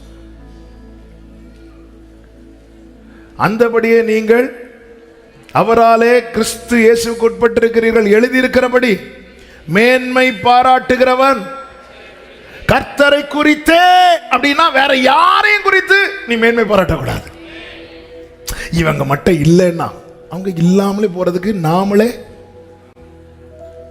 ஆமாவா இல்லையா? ஒழுங்கா இருந்துச்சு. சீஷர்கள் வந்து சொன்னாங்க, ஆண்டவரே இந்த தேவாலயத்தை பார்த்தீர்களா, எவ்வளவு அருமையா இருக்கு, ஒரு கல்லின் மேல் ஒரு கல் இராதபடிக்கு மேன்மை பாராட்டுகிறவன் கர்த்தரை குறித்து. முதலாவது நன்றியை ஆண்டவருக்கு தெரிவித்துக் கொள்ளுகிறோம், 2வது நன்றியை பாஸ்டருக்கு சொல்லிக் கொள்ளுகிறோம், 3வது நன்றியை பக்கத்தில் இருக்கிற விசுவாசிக்கு சொல்லிக் கொள்ளுகிறோம், 4 எல்லாருக்கும் தேங்க் பண்ணுங்க. ஆனா மகிமையை அப்படி பிரிச்சிடாதீங்க, மகிமையை பிரிச்சிடாதீங்க. தாவீதுனுடைய சங்கீதத்தை பார்த்தீங்களா? தாவீதுக்கு நிறைய பேர் சப்போர்ட் பண்ணாங்க. தாவீதுனுடைய வார்த்தை எப்படி தெரியுமா? எனக்கு அனுகூலம் பண்ணுகிறவர்கள் நடுவில் கர்த்தர் என் பக்கத்தில் இருக்கிறார், அதனால கர்த்தரை துதியுங்கள்.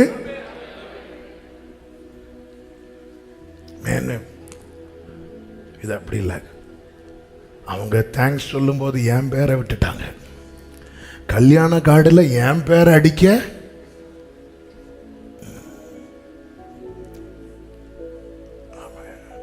கர்த்தரை குறித்தே, பரிசுத்தத்திற்கே, கர்த்தரை குறித்தே மேன்மை பாராட்டணும்.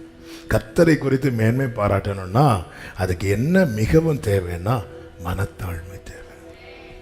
மனத்தாழ்மை உண்டாகணும்னா என்ன செய்யணும், என்ன நினைக்கணும்? நம்முடைய ஆரம்பத்தை நினைக்கணும். சவுல் தான் எடுக்கப்பட்ட நிலையை மறந்து தான் வைக்கப்பட்ட நிலையிலிருந்து தன்னை பார்க்க ஆரம்பித்தான். ஆனால் தாவீதோ எவ்வளவு உயரமா வச்சாலும் தன்னுடைய சங்கீதங்களிலே தன்னை ஒரு ராஜாவாக காண்பிக்காமல் தன்னை சேற்றிலிருந்து அவர் எடுத்தார், ஜலப்பிரவாகத்திலிருந்து எடுத்தார், மரணவாசலில் இருந்து எடுத்தார், ஆட்டு தொழுவத்திலிருந்து எடுத்தார். சவுல் கழுதைக்கு பின்னாக நடந்ததை மறந்தான். குடும்பத்தை விட்டு கிருபை எடுக்கப்பட்டது.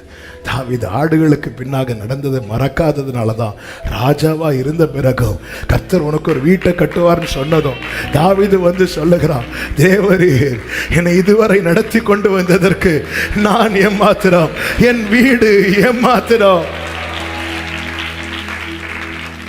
ஹல்லேலூயா. தோளில் இருந்து உயர்த்தினே, தூக்கி என்னை நிறுத்தினீர், துதித்து பாட வைத்தீர். அல்லேலூயா. இதை மறக்கவே கூடாது. அப்பதான் தெரியும், உதிக்கிற உன் ஒளியினிடத்தில் ராஜாக்கள் நடந்து வருவாங்க. ஆனா உன்கிட்ட அந்த ஒளி உதிக்கிறதுக்கு முன்னாடியே நான் தானப்பா வந்தேன். நீ தண்ணீரே கடக்கும் போது நாங்கெல்லாம் இருப்போம்னா இல்ல, நான் இருப்பேன். இங்க பாரு, நான் மட்டும்தான் எல்லாத்துலயும் கூட இருக்கிறது. கொஞ்சம் உனக்கு மேன்மை வந்தது, 4 பேர் உன்னை தேடி வந்ததும் நீ உன் அழக நம்பிராத, மேன்மை பாராட்டுகிறவன். நாலாவதாக எதற்கு அழைத்திருக்கிறார்? கர்த்தருக்கு மகிமை உண்டாவதாக.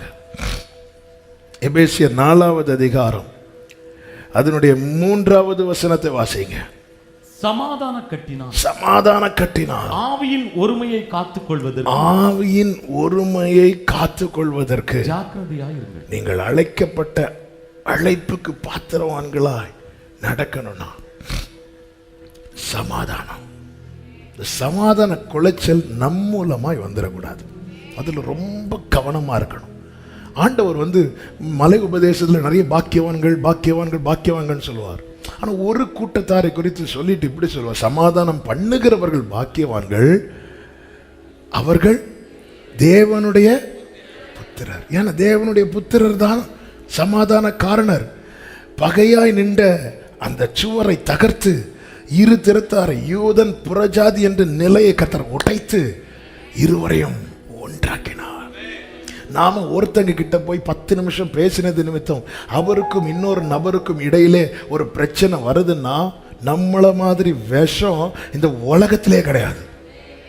7 ஆமேன், 17 ஆமேன், 27 போதும். ஆமேன். இந்த காரியத்தை நான் இவங்கள்ட்ட பேசினா இந்த நபருக்கு இந்த நபர் மேல வருத்தம் வரும், கோபம் வரும் தெரிஞ்சா நமக்கு நியாயமாப்பட்டாலும் அவன் தான் சமாதானம், அவர்கள் தான் நீதி நிமித்தம் துன்பப்படுகிறவர்கள். தாவீது சொல்வார்ல, நான் நலமும் பேசாம அதனால எனக்கு துக்கம் அதிகரித்து, எனக்கு துக்கம் அதிகரிக்குன்னு நான் பேசினா அடுத்தவங்களுக்கு துக்கம். சிலர் எல்லாம் பேசிட்டு ஒரு வார்த்தை சொல்லுவாங்க தெரியுமா, என் மனசுல இருந்த பாரத்தை எல்லாம் உங்கள் கவலைகளை. சமாதானமா யாராவது இருக்கிறாங்கன்னா அவங்க மேல வச்சுட்டு அவங்க சமாதானத்தை கெடுத்துருங்கன்னா இருக்கு. சமாதானமா இருக்கணும். இந்த இடத்துல போய் இந்த டாபிக்கை ஓபன் பண்ணா 2 பேருக்கு பிரச்சனை வந்துடும். வேண்டாம். நமக்கு தெரியும் சால்வ் ஆகும்னா ஓபன் பண்றதுல நியாயம் இருக்கு. பிரச்சனை வரும்னா வேண்டாம். சம்பந்தமே இல்லாம கடந்த சில வாரங்களுக்கு முன்பாக ஒருத்தங்க வந்தாங்க. ஒருத்தங்க வந்துட்டு இன்னார தெரியுமான்னு கேட்டாங்க. ஒரு சகோதரன். அப்புறம் ஆமாம் அந்த சகோதரன், ஆமாம் இன்னைக்கு ஆண்டவர் நல்லா பயன்படுத்துகிறாங்கல்ல, நல்லா பாடுறாங்க அப்படின்னு சொல்லும்போது உடனே அந்த சகோதரி, இன்னைக்கு பாடுறான், முந்தி எப்படி இருந்தான் தெரியுமா, அது அவங்களால தாங்க முடியல. இன்னைக்கு உடனே அப்படி என்ன செய்ய, நம்ம தான் உடனே சிரிச்சுட்டு அப்படியே கீழே பார்த்துட்டு உடனே மொபைல் எடுத்துட்டு அவங்களுக்கு தெரிஞ்சுட்டு பார்ட்டிக்கு நம்ம பேசினது பிடிக்கல, இன்னைக்கு பாடுறான், எதுக்கு இதை விதைக்கணும்? இப்போ சமாதானம் பண்ணு. தேவ அழைப்புக்கு பாத்திரவான்களா நடக்கணும். அதனாலதான் மன்னிக்கிறத எப்படி மன்னிக்கணும்னு பைபிள் சொல்லுது தெரியுமா? கிறிஸ்து உங்களுக்கு. நம்ம தலைகிழன்னு ட்ரை பண்ணாலும் அது முடியாது. ஆனாலும் பைபிளில் செய்யணும்னு சொல்லியிருக்கு. அதை செய்ய வைக்கிறவர் தான் ஹோலி ஸ்பிரிட். கிறிஸ்து எப்படிங்க மன்னித்தார்? பேதுரு 3 தடவை மறுதளிக்கிறான். கிளாக்கை நான் இப்பதான் பார்க்குறேன். டைம் ஆகிட்டு 2 நிமிஷத்தில் முடிச்சிரு. மக்கள் போட்டுன்னு சொல்கிறாங்க, வெளியே கொஞ்சம் வெயிட் பண்ணிட்டு இருக்கிறாங்க. அவன் பேதுரு 3 தடவை மறுதளித்தான். கர்த்தர் இப்படி திரும்பி பார்த்தார். உனக்கு இருக்கு அப்படியா? இல்லை. அவன் மனம் கசந்து அழுதுட்டான். திருப்பி வாரார். அத்தனை பேருக்கும் மீன் பிரெட்டு எல்லாம் ரெடி பண்ணி வச்சு சாப்பிட்டுட்டு இருக்கும்போது, பேதுருவே தின்னு தின்னு நல்லா சாப்பிடு. அன்னைக்கு ஏதோ போட்டுன்னு ஒன்று அப்படியா இன்டைரக்டாவது கேட்டாரா? இதான் ரியலாக மன்னிக்கிறது. ஒருத்தங்களை மன்னிச்சிட்டோம்னா அவங்க செய்த காரியத்தை நாம் சொல்லாமல் இருப்பது. சில சொல்ல மாட்டாங்க, பார்க்குற பார்வையில் வாயில் மீனெல்லாம் வெளியே வந்துடும். அப்படியே நல்ல இன்ட்ரெஸ்டாக கையில் எடுப்பான். அப்படி பார்க்கும்போதே இப்படி வச்சுட்டு, நான் இன்னைக்கு ஃபாஸ்டிங். நாம் மன்னிச்சுட்டு சொல்ல மாட்டோம். எப்போ சொல்லுவோம் தெரியுமா? அடுத்து அவங்களால நமக்கு ஏதாவது பிரச்சனை வரும்போது, அன்னைக்கே கிறிஸ்துவ இதுக்கு தான் ஆண்டவர். அப்போதான் இப்போ தெரியுதா கிருபை? கிருபை இல்லாம வாழ அதெல்லாம் கிருபையை கேட்கணும். தன் பிள்ளைகளை உணர்கிறவன் யார்? நான் உடனே நம்ம என்னை உட்படுத்தி சொல்றேன். வசனம் இருபுறமும் கருக்குள்ளப்பட்டயும். நான் பேசுறதுனால நான் ரொம்ப பெரிய அப்படி இல்லை. இதான் வசனம். இங்க அடிச்சுட்டு தான் அங்க அடிக்கும். ஓங்கி தானங்க வெட்ட முடியும். ஓங்கினவனுக்கு தாங்க முதல்ல வெட்டு. இங்க அடிச்சுட்டு தான் அங்க அடிக்கும். ஆமே ஆமே. நம்ம இல்ல முடியல கேட்கணும். ஆண்டவர்ட்ட மன்னிக்க முடியல. எனக்கு கிருபை என்பது என்னங்க? என்னுடைய இயலாமையில எனக்கு உதவும்படி தேவனால் கொடுக்கப்படுகிறது கிருபை. உன் பலவீனத்தில் மன்னிக்க முடியாதது என் பலவீனமானால் மன்னிக்கும்படியான பலத்தை எனக்கு தருகிறது தேவ கிருபை. ஹல்லேலூயா. ஒருத்தங்களை எனக்கு மன்னிக்க முடியல, அது என்னுடைய பலவீனம். சங்கீதம் 73 சங்கீதம் 77 நீங்க பாத்தீங்கன்னா அப்படி சொல்லிட்டு ஆசா அதே பேசிட்டு என்ன சொல்ல தெரியுமா? இது என் பலவீனம். நான் இதை என் பலவீனம் என்று உணர்ந்தால் மட்டுமே அவரிடத்துல பலனை கேட்பேன். நான் அதை நியாயப்படுத்திட்டு இருந்தேன்னா, அழைக்கப்பட்ட அழைப்புக்கு பாத்திரவானாய் நடந்து கொள்ளுங்கள். 5வதாக 1 பேதுரு 3வது அதிகாரம் 8-9 வசனங்களை கொஞ்சம் வேகமா வாசிங்க. 1 பேதுரு 3வது அதிகாரம் 8-9 வசனம். நீங்கள் எல்லாரும் ஒருமனப்பட்டவர்களும் இரக்கம் உள்ளவர்களும் சகோதர சிநேகம் உள்ளவர்களும் மன உருக்க உள்ளவர்களுமாய் இணக்கம் உள்ளவர்களுமாய் இருந்து தீமைக்கு தீமையையும் உதாசீனத்துக்கு உதாசீனத்தையும் சரி கட்டாமல் அதற்கு பதிலாக நீங்கள் ஆசீர்வாதத்தை சுதந்திரித்துக் கொள்ளும்படி அழைக்கப்பட்டவன். ஒருத்தர் தீமை செய்ததும் உன் மனசுல முதல்ல என்ன வரணும்னா, நீ அழைக்கப்பட்டவன். ஆமென். ஒருத்தங்க தீமை செய்யறாங்க, ஒருத்தங்க நம்மை நோக்கடிக்கும்படியான காரியம் செய்யும் போது, நமக்கு தீமை செய்யணும்னு வரும்போது முதல்ல நம்ம மனசுல என்ன வரணும்? நீ அழைக்கப்பட்டவன். எதற்கு அழைக்கப்பட்டவன்? அவரோடு கூட ஆளுகை செய்ய. நீ ஆசீர்வாதத்தை சுதந்திரிக்கும்படிக்கு அழைக்கப்பட்டவன் என்பதை அறிந்து ஆசீர்வதியுங்கள். தீமை ஒருத்தன் செஞ்சதும் அப்படி நமக்கு அப்படி கை இப்படி எழும்பும். நீ அழைப்பை நினைச்சிட்டேன்னா, God bless you. அவரோடு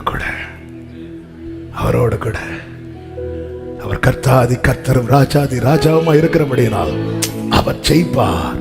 அவருடனே கூட அழைக்கப்பட்டவர்களும் தெரிந்து கொள்ளப்பட்டவர்களும் உண்மை உள்ளவர்களும் இருப்பார்கள். எங்க ஒருத்தங்க நம்மளால ஒருத்தங்க கஷ்டப்படக்கூடாது. மேக்சிமம் பிளஸ் பண்ணிடணும். யாக்கோபு கூட லேவியெல்லாம் சபிச்சுட்டு தான் போனாரு.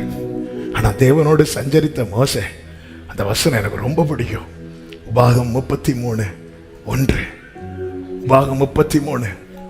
தேவனுடைய மனுஷனாகிய மோசே தான் மரணம் அடையும் முன்னே இஸ்ரவேல் புத்திரரை ஆசீர்வதித்த ஆசீர்வாதமாவது. இந்த பூமியில கண்ணை மூடுறது வரைக்கும் தாங்க ஏதாவது செய்ய முடியும். கண்ணை மூடினதுக்கு அப்புறம் நமக்கு தான் சிலர் செய்வாங்க. ஆமா, இங்கேயா ஃப்ரண்ட் லைனா பேக் லைனா? கண்ணை மூடுறது வரதாங்க. ஏங்க அழைப்பு எவ்வளோ பெரிய பாக்கியம். பிளஸ் பண்ணுங்க. மனசார் நல்லா இருப்ப, நீ நல்லா இருப்பா. இப்படி பிளஸ் பண்றான். இப்படி பிளஸ் பண்றவங்க கிறிஸ்துவின் சாயலை வெளிப்படுத்துறாங்க. இயேசு கிறிஸ்து எடுத்துக்கொள்ளப்படுவதற்கு முன்னே லூக்கா சுவிசேஷம் 24வது அதிகாரம் 50-51 வசனங்களில் இப்படி சொல்லப்பட்டிருக்கிறது. அவர்களை பெத்தானியா வரைக்கும் அழைத்து கொண்டு போய் தம்முடைய கைகளை உயர்த்தி அவர்களை ஆசீர்வதித்தார். அவர்களை ஆசீர்வதிக்கையில் அவர்களை விட்டு பிரிந்து பரலோகத்துக்கு எடுத்துக்கொள்ளப்பட்டார். கைகளை உயர்த்தி ஆமென் சொல்லுங்க பார்க்கலாம். அடுத்த தலைமுறைக்கு அடுத்து இருக்கிறவங்களுக்கு கொடுத்துட்டு போங்க, கொடுத்துட்டு போங்க. எலியா ரத்தத்தில் எடுத்துக்கொள்ளப்படும் போது தன்னுடைய சால்வையை தன்னோடு நடந்தவனுக்கு கொடுத்துட்டு போயிட்டான். ஆமென். சாபத்தை வச்சுட்டு போயிடக்கூடாது. நாம் அழைக்கப்பட்டவர்கள், அழைக்கப்பட்ட அழைப்புக்கு பாத்திரவான்களாய் நடக்கிறவர்கள் மனசால யாரையும் சபிக்க மாட்டாங்க. ஒரு ஊற்றிலிருந்து தித்திப்பும் கசப்பும் வருமோ, துதித்தலும் சபித்தலும் ஒரு வாயிலிருந்து புறப்படுமோ? அழைக்கப்பட்ட அழைப்புக்கு பாத்திரவான்களாய் நடக்கிறவர்கள் நாளை அவர் ஜெயிக்கும் போது அவரோடு கூட குதிரையில கிரீடங்கள் தரிப்பிக்கப்பட்டவர்களாய் அப்படி இருக்கிற இடத்துல தலைகளை தாழ்த்தி வலது கரத்தை ஒரு 2 நிமிஷத்தில் நான் செவித்து முடிக்க போகிறேன். நேரம் அதிகம் போய்விட்டது. ஆமென். உங்க வலது கரத்தை உயர்த்தி ஆண்டவர் அழைப்பை கனவீனப்படுத்திடக்கூடாது. மகா ரூபவதி இருந்த இடத்துலதான் சாதாரணமான என்ன தகுதி உள்ளவங்க இருந்த இடத்துலதான் சாதாரணமான என்ன கொண்டு வந்து வச்சிருக்கிறீங்க. கண்ணை மூடுறதுக்குள்ள ஆமே என்ன பர்பஸுக்காக நீர் என்னை அழைத்தீரோ அது நிறைவேற்றணும், அது என்னில் நிறைவேறணும். எனக்கு கிருபை தாங்கன்னு கேட்கிறவங்க மாத்திரம் நல்லவங்க வலது கரத்தை உயர்த்தி உங்க இடது கரத்தை இருதயத்தில் வைத்து ஆண்டவரே கிறிஸ்துவுடனே ஐக்கியமா இருப்பதற்கு நீங்க என்ன அழைச்சிருக்கிறீங்க. உம்மை குறித்த மேன்மை பாராட்ட என்னை அழைத்திருக்கிறேன். பரிசுத்தத்திற்கே என்னை அழைத்திருக்கிறேன். சமாதானத்திற்கே என்னை அழைத்திருக்கிறேன். ஆசீர்வாதத்தை சுதந்தரிக்க அந்த மேன்மையான பாக்கியத்தை அடைய என்னை அழைத்திருக்கிறீங்க. இதை நான் இழந்திராதபடிக்கு அழைக்கப்பட்ட அழைப்புக்கு பாத்திரவானாய் நடக்க எனக்கு அனுக்கிரகம் செய்தரலாம், அனுக்கிரகம் செய்தரலாம். உண்மையா கேட்கிறீங்களா? எனக்கு அனுக்கிரகம் செய்தரலாம். உங்க கூட அப்பத்தை புசிக்கிற அளவுக்கு என்னை கொண்டு வந்துட்டீங்கப்பா. நாளைக்கு ஆளுகை செய்யறதுல நான் இருக்கணும்ப்பா. விட்டுறாதீங்கப்பா, விட்டுறாதீங்கப்பா. என்னை நடத்துங்கப்பா, என்னை நடத்துங்கப்பா. தாழ்த்துக்கிறோம். உம் சித்தம்போ என்னை என்றும் தற்பரனே நீ நட. என் சித்தமோ, என் சித்தமோ ஆமென். என் பிரியனே, என் இயேசுவே, என் சித்தமோ என் பிரியனே. பரிசுத்த பிதாவே, நல்ல தகப்பனே, எங்களோடு இடைப்பட்ட உம்முடைய அதிசயமான கிருபைகளுக்காக நன்றி செலுத்துகிறோம். ஆண்டவரே, இந்த நாளில் எங்களோடு பேசி உணர்த்தி எச்சரித்த உம்முடைய நல்ல வார்த்தைகளுக்காக ஸ்தோத்திரம். நாங்கள் அழைக்கப்பட்டது நாங்கள் பாத்திரவான்கள் ஆனதினால் அல்ல, பாத்திரவான்களாய் நடக்கும்படி எங்க மேல நீங்க அன்பு வைத்து கிருபை கூர்ந்து எங்களை அழைத்திருக்கிறீர். அழைக்கப்பட்ட அழைப்புக்கு பாத்திரவான்களாய் கடைசி வரை நடக்க வேண்டிய கிருபைகளை தந்து உம்முடைய நல்ல ஆவியானவர் எங்களை செவையான வழியில் நடத்துவாராக. ஒவ்வொருவரையும் அப்படியே நடத்தும். கிருபைக்குள்ள மறைத்துக் கொள்ளும். நாமத்துக்கு மகிமை வர பண்ணும். இந்த வாரம் ஒவ்வொருவருக்கும் ஆசீர்வாதமாகி நன்மையா இருக்க கர்த்தர் கிருபை செய்யும்.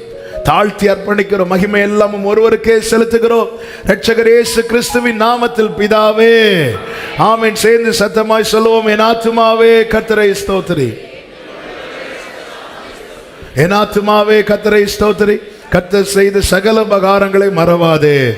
ஆமென். நம்முடைய கர்த்தராகிய இயேசு கிறிஸ்துவின் கிருபையும் பிதாவாகிய தேவனுடைய அன்பும் பரிசுத்த ஆவியானவருடைய ஐக்கியமும் சிநேகமும் பாதுகாவலும் நம் அனைவரோடும் எல்லா பரிசுத்தவான்களோடு கூட கர்த்தருடைய வருகை மட்டும் தங்கி இருப்பதாக.